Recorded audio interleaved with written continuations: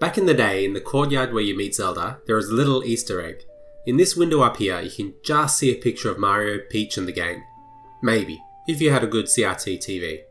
Natural segue to Ship of Harkinian, the PC port of Ocarina of Time, which brings up the visual fidelity to modern standards, high definition and 60 frames per second among other things. I've done a tutorial video on how to install the Ship of Harkinian and its many enhancements is up here, somewhere. Anyway, with Ship of Harkinian, we can go into cheats and check moon jump on L, and also free camera while we're at it, and this will allow us to get out of bounds. Starting in Zelda's courtyard, we can moon jump right into that quaint little sky dome for this area. In passing through, we can see a few rooms that we can never normally access. I first went to the castle room where we get a peek of Ganon, and the floor is solid here to my surprise. The room only exists as far as it can be seen through the window, and add to that, the low poly guards don't have an ass, or a backside in general. Hey, Zelda. Hey, Zelda. Zelda, hey. Hey, Zelda, look. I'm out of bounds. One of the other rooms was the Mario room. Unfortunately, there is no solid ground here, but keeping our moon jump going, we can get a much better look at Yoshi, Mario, Peach, Bowser and Luigi. There is one last room, opposite to the Mario room. No floor here either, but what is unique about this room is that if you shoot it, a guard tells you off and throws a bomb at you. A cool little Easter egg, but using the moon jump we can see that the guard is facing through the floor, so good for him. Oh, good for you! Going back to the start of the game in Kokiri Forest, we can immediately jump onto Link's house, which has collision. If we start flying we can see the Deku Tree, and from here it's just a shitty little PNG, not the real thing. The developers use this trick a lot to give the sense of large-scale structures off in the distance. The actual Deku Tree doesn't load in until you head through this path with the Deku Bubbas. Likewise, with the Deku Tree loaded, the entirety of the Kokiri Forest is unloaded. Where did it go? The Deku Tree zoom out reveals he doesn't have many leaves on top, as you can't see them. But he is modelled and has collision on all sides, probably because you can walk all around him. But even the top grass area has collision. And after doing a little zoom out, I discovered that his open mouth is just lying below the ground. You might have noticed that as you crawl through this hole, that the world you see changes as you go through, if you're on HD graphics. And that's because it's not there. You just see a facsimile of the zone which gets loaded in abruptly as you crawl through. Likewise, in this zone, only a small bit of the Kokiri Forest is visible. And in the Lost Woods we can see that the warp zones are angled down to a point, and obviously rooms outside your current one are hidden, and this is not rendered. I wanted to see two rooms at once by standing at the border, where both rooms are loaded in memory, but the archway has collision so we can't get an aerial view. And in the forest meadow we can fly right over, and I never thought to look up at this forest awning, but I love it. Up in this area with Saria, I was surprised to see that the rest of the forest meadow was not culled out at all, and we can even float into the forest temple as a kid, using the moon jump.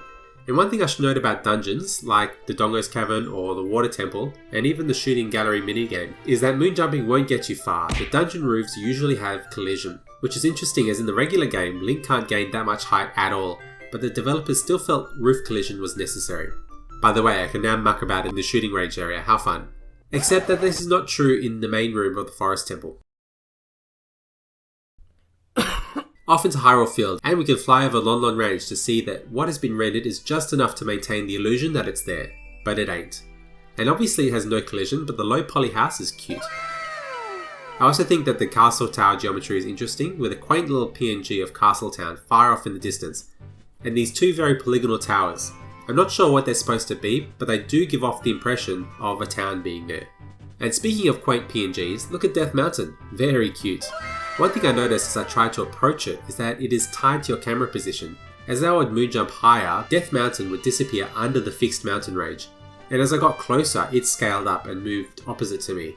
I think it might give Death Mountain the impression of a large towering presence being tied to the camera in this way. Not that you hugely noticed it from across the map. Or maybe it was to ensure that it could be seen across Hyrule Field in response to changes in elevation? Not sure. We can also see the skybox quite clearly here, and it is quite small, but it is linked to the camera's position. So it feels huge because it doesn't move relative to Link at all.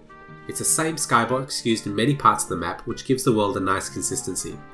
Another oddity that I learned was that Link's two cool leg shadows that swiveled around with Navi, that converts to a standard circular Super Mario 64 style shadow when Link is just slightly off the ground.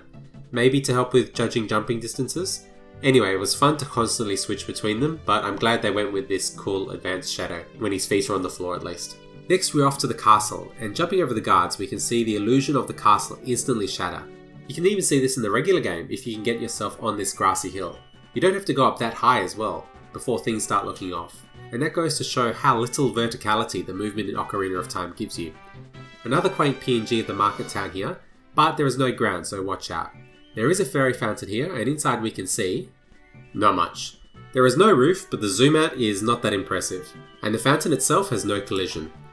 And in the castle guard section we can moon jump, but the camera is very locked in this section.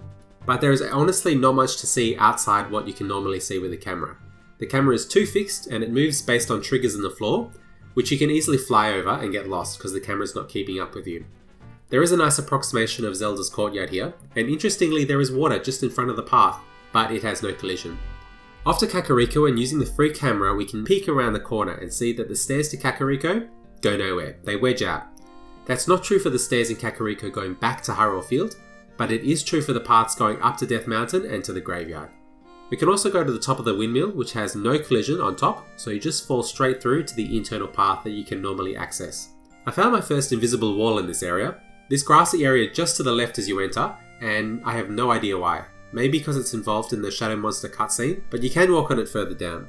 A quick trip to the cemetery, which has surprisingly dense with detail. Multiple mountain ranges in the back, as well as a tree wall. And I appreciate the tree wall having two layers, one for the trunks and one for the trees, which adds to the impression of depth. The Shadow Temple is always there, but will only render when you get close. And finally, let's jump to the top of Dampé's hut, cause I want to show you a texture that you just never see in the game normally. And that is what the top of his chimney looks like. It looks like a cat's ass. And there is also a neat approximation of the windmill out here. It is neat. After Death Mountain, and one thing that I loved when you're at the top of Death Mountain, or partway through, was the picture of Kakariko that you see from up there. Zooming around the mountain, we can see what's outside the normal path, and we can see that PNG in all its glory. And rather than being large and far away, it's small and really close to the player. Actually, it's just next to the entrance of the zone, behind this wall. This is a large map with multiple points for loading and unloading parts of the level that I must have flown over. Surprisingly, these mountain areas outside have collision, and it's a bit hard to tell, but these rocks just spawn in the air above you. Oh fuck, mamma mia! And you know what, let's stand on the top of Death Mountain, why not? It surprisingly has collision, but it's below the texture. Let's check out the Death Mountain crater while we're here and enjoy a long zoom out of the side volcano walls, which are very high. But after enough time, we'll see our old friend, the skybox. Good on you. On London Ranch, we can see that nothing is rendered outside the walls, to be expected. And again, the roofs have collision on top, even though you can never get here normally. And I wanted to have a look at this big tower, which you can actually see from Hyrule Field. It has no collision, to be expected, but what I didn't expect was this tiny little corner of grass cut off from the rest of the map by the rock wall. And it feels like it could be in any Austin's Odd and Remarkable Places in Video Game series. Although I suspect when you are out of the bounds the developers intended, things tend to get odd and or unremarkable pretty quickly. But just the visual of Link looking off into the void from an edge of the infinitesimally small ground. Very surreal. But luckily I can trigger the map warp from behind the door and escape this existentialist nightmare. On Zora's River there is not much to say, except another little trick of the narrowing of the river here allows half the map to be culled out each time. So flying over the trigger where that happens, we can see that the other half of the map doesn't exist yet. And on the other side, the half we were in just gets culled out, except the chickens, which remain clucking in the void. And of course I'm going to the top of the waterfall, but there isn't much to write home about. Dear Mama, I'm a basketball now. Kobe! In Zora's Fountain, a lot of rocky areas have collision on top, and I was really hoping this area of water, just past the wooden gates, was walkable, and it was. Man, having Link calmly look off the edge of the world is just creepy. Jabu's face does not have collision, but his back does, which you could have worked out without moon jumping, but whatever. I went to do a zoom out of this area and discovered, while you wouldn't think it, this map might have some of the tallest geometry in the game. Look how high it goes. Kobe! Nope, I've missed. This is the Temple of Time with the door open, but again we have a roof. And what I wanted to highlight was again, the developers used the door to hide parts of the level, replacing it with a cruder approximation. But while the illusion is okay in other places, I found it here to be quite obvious, and I'm not sure why it's needed. The map is very small, so I don't know what they get in terms of performance by hiding half of it. The Master Sword room has closed-in walls, Shake disappears too, that poor manly man, and just a simple light effect. Going into the room, it actually is quite tall. There is collision up until the first border, and no roof collision. And the window is surprisingly huge, I guess because it's far away. What surprised me is that the same culling occurs from the other side of the door. In the Master Sword room, the spiritual stones are removed, pillars are removed, and a bit of geometry at the exit, as well as parts of the room that are not in view. Again, pretty obvious with HD graphics and a free camera to peek around the corners, but this really shocked me. I've not done much in dungeons, to be honest. They mostly have roofs. The first thing I wanted to check out was Dodongo's cavern, and that room above Dodongo's lair with the bombs remains on the map. It is not culled out. I was also keen to look at the 2 outdoor rooms of this temple, and lo and behold, Skybox. But unique to this game, it's a simple flat texture with a transparent cloud texture underneath, not the box that is used in most outdoor areas of the map. This could be why this outdoor area does not feel like outside, you know? We've already checked out bits of the forest temple, but I wanted to check out the fight with Phantom Ganon. We can now easily escape the combat area, and I thought that was it, but then I saw Little Ganon come out of the painting. And if you're wondering how they did that effect, well, they make Ganon small and scale him larger in front of the painting, but he's quite squashed in the depth dimension, and as he comes through the portal, he thickens out. Come at me, bro! The Fire Temple has a really long tunnel that connects 3 parts of the dungeon, with loading zones as you go through. And I wanted to see that, but flying up from the bottom doesn't trigger, so we just see the amount of the level they built when you're in the large room below. This room doesn't have much going on other than being large, but going up into the secret room, which you normally need the Scarecrow song to access, we can see the top room of the tunnel, and we can moon jump down and see the illusion from the other side. I couldn't get to the bottom room from here as there was some kind of goddamn flaw, but I was able to trigger the zone change here, which was nice. Another big room that I wanted to check out, but nothing interesting. But the big spike that you must hammer, it is really big.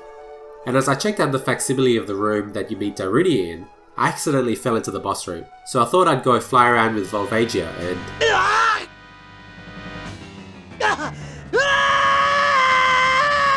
This was a mistake. The next room I wanted to check out was the iconic Dark Link room. Unfortunately, this room is more limiting than it appears. Other than the invisible walls on the side, there is quite a low invisible ceiling too. Although pressing our head against it, we can see the edges of the map. Then I wanted to catch Dark Link appearing. Remember, he starts out as your reflection, or more accurately, separate model attached to your feet. This is the only place in the game that you'll get to see 2 Link models like this. It's very unique. But I couldn't get him to appear on camera, stupid bastard. Let's see you copy this. In the Shadow Temple there is a nice open room we can get a better look of. It has a ceiling, check, and these rats that I've never noticed before, check. Or are they ghouls? You can also fly down the path the ship usually does, skipping the set piece entirely, and I was super surprised to see no culling here. We can travel down this cave area where the ship goes, and lo and behold, there are rock spikes, with collision. Like, could you jump from the ship over to here? I don't know. Everything in this room is loaded together. I just assumed stuff was culled out because you can't go back, and because I'm too busy shitting myself to escape a falling death ship to notice my surroundings. This room before Bongo Bongo has a ceiling, bummer. This is not out of bounds content, but this is insanely cool. Look at this. And while I'm here, let's get a better look at the room Bongo Bongo is in. It's usually so dark and I'm usually shitting my pants, so I can't appreciate this zone at all. But in reality, well, it's not much to look at really. You can go surprisingly far out on the acid though, but this is not out of bounds content, so I'll shut my mouth. What is surprising is that the top room is always there again. It is not culled out, despite the fact that you could never reach here. And I'll do a quick shot of Bongo Bongo's full body. It goes up surprisingly high. Gerudo Valley could almost be its own video. Only accessible as an adult. Here's a nice zoom out of the waterfall until it gets culled out. I tried to get above the waterfall and invisible wall. That I can jump over, mother flipper. There's not much water, or much of anything. I can jump over to the other side with the guards as a child now, and sure enough they catch me and take me to their base? Okay. I headed down the waterfall and got zapped into Lake Hylia, so let's do a nice peaceful zoom out of Lake Hylia. What a pretty map, maybe the prettiest in the game. In Gerudo Fortress it pretty much is what it is, but I wanted to zoom out of the buildings under the rock wave. And the Gerudo racetrack, as expected, is rendered separately. You only get to see a fraction of the map left behind if you jump over the trigger zone. And likewise, when the Gerudo archery course is loaded, the rest of the fortress is unloaded, leading to another existentialist moment. And in the desert it's quite hard to get a sense of scale as the desert sands are too obstructive. But it is funny to see that huge chasm that you have to cross over looks small. And the Desert Colossus, the first thing I checked was the sand section behind me. It goes a long way and surprisingly has collision, at least for a little bit. And I flew over to this PNG, not sure why or what it is or why it's so huge or why I expected anything else but to fly through it. And checking out the statue, I again found collision. I mean, that's to be expected as you normally go up to our hands. but even higher there is collision, where you can really appreciate the inverse kinematics the game uses. Caper Gabra is not impressed though. And for that reason, I'm out. This is a huge structure with a lot of collision, so I think it deserves its own zoom out.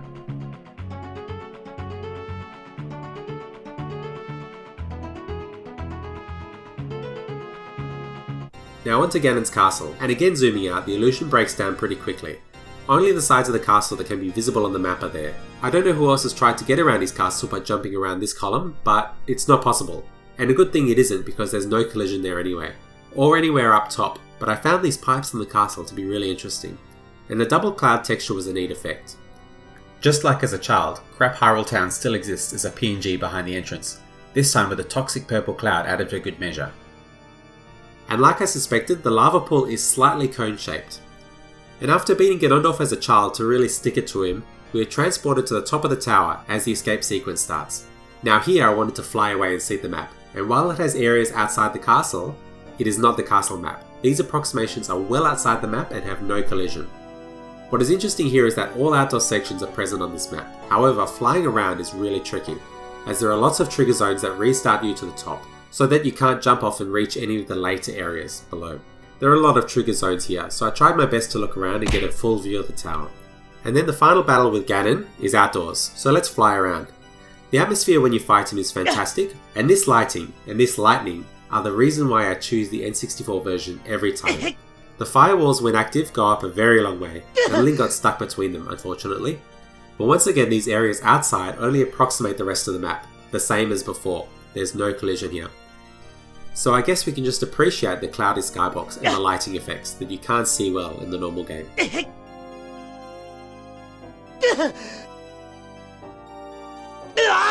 To end this video, I thought I'd do a funny segment using moon jump during cutscenes. It's pretty humorous to see Link zip into the sky, in the Sacred Realm for instance, and I got tickled by the introductory scene with Morpha too. I noticed that in both instances the camera is tied to Link, so that even if he's in the air, the camera will follow his position, or in the case of Morpha, will look towards his position. Really silly stuff, and I love it. Anyway, I hope you enjoyed this little out of bounds look at Ocarina of Time. I love this game, and messing around with the moon jump can reveal a lot of interesting out of bounds content and developer tricks, how they managed memory limitations and just gave a sense of scale that wasn't really there. Anyway, let me know if there are any other parts of the world that you might be keen to see that I missed here, and I'll see you in the next video. Now excuse me, my planet needs me.